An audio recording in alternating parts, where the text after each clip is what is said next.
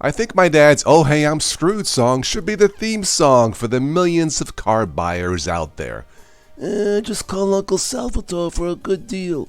Alright, that's a joke, but the song is real. Tip number 1. Never fall emotionally in love with any single car, color, or type.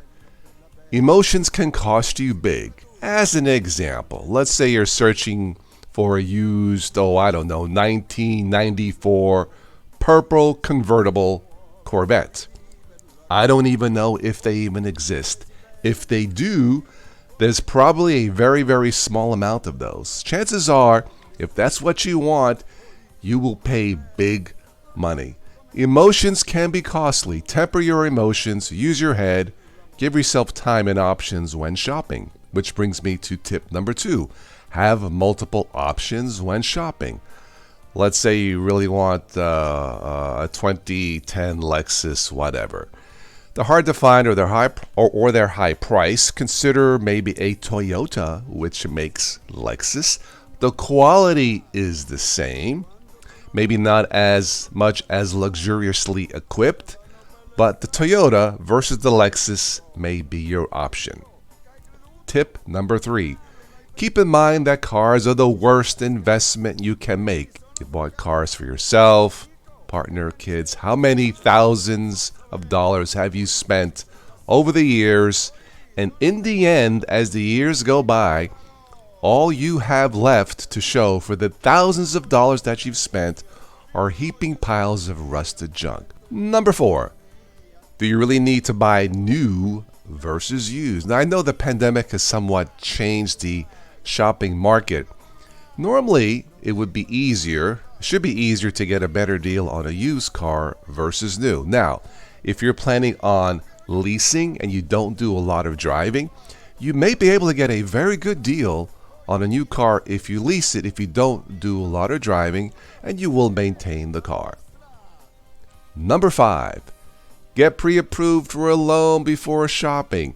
What's the point of shopping for a car, truck, whatever, any vehicle, and you just cannot afford that particular vehicle or veal if you're shopping for steak? But no, go to the bank, say, hey, I do business here. This is my credit rating. I'm thinking about putting, $2,000 down on the car. How much can I get pre-approved? What is the maximum amount I can get pre-approved for a car? Now, one way to simplify this is, let's say you're shopping for a 2010, we'll just call it a Lexus, whatever. Okay, you found one online. You call the dealership, they have it. They're asking, $22,000 for it. Go to your bank and say, hey, can I get pre-approved for this amount? Now, the bank may say yes or no. The bank may say yes, but we will give you only $20,000 pre-approved to buy the car out the door. If that's the car you really want, take that information, go to the dealership and say, hey, I have been pre-approved to buy this car right now for $20,000 and not $22,000. And say you save yourself time and the headache to go all through the process of spending all day or half a day and wasting your time. Point number 6. Check your auto insurer for loan options. When I lived in Florida, I was shopping for a car. I think at the time it was a Ford Thunderbird. They don't make them anymore, but this is back in the late 90s. And surprisingly, my State Farm auto insurance gave me a better loan rate for the car. So keep that in mind when trying to get a loan from different credit loan agencies. All right. Number 7, be prepared to walk away from a deal. I actually did this back in 2020 at the start of the pandemic. I was shopping for a car. I made an offer. There was no counter offer. I walked. That simple. Saved myself thousands. Number 8, close the deal before test driving the car. What's the point of test driving a car or cars first if there is no way that you can afford these cars? You're wasting hours. Go to the car dealership.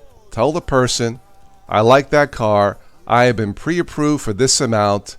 Give me a yes or no that we can close the deal before you test drive the car. Now, the car salesman may say, don't you want to test drive the car first? Your reply should be, why? Is there something wrong with the car? Of course not, Mr. Car Buyer. Close the deal first. Save yourself hours of wasted time. If you close the deal first, then test drive the car to make sure that there's nothing wrong with it. There probably isn't. I mean, it's a Lexus if that's what you're buying. But if there is, just say, hey, I didn't know that the AC is not working or the radio is dead. I'm sure they'll fix it for you. Number 9, don't be afraid to buy a car with 100,000 miles. Again, if you're shopping for a Lexus, Toyota, Honda, these cars can have proven themselves to go hundreds of thousands of miles before they start to break down. So, yeah, don't be afraid to buy a car with 100,000 miles. Not domestic. I didn't say a Chevy. Just keep that in mind that this is not necessarily a bad deal. And last but not least, yeah, if you're going to buy used, check for frame rust. Frame rust is a 100% no-no. Surface rust can be fixable unless it's really bad. But any holes in the frame, any bad frame rust, even if it looks great on the outside, walk away. And if you want to buy the car, get a pre-buyer's or pre-inspection before buying the car. Have the car computer scanned. One car I bought a couple years ago, I took the car, I drove the car to one of my friends here who was a mechanic. He took a look at it. He pointed a few things that I missed. And as smart as I am when buying cars, well, not that smart, but the point is I missed a few things. He caught it. They were relatively minor cosmetic things, but he caught them, went back to the place I bought the car. They were willing to fix it for no additional cost.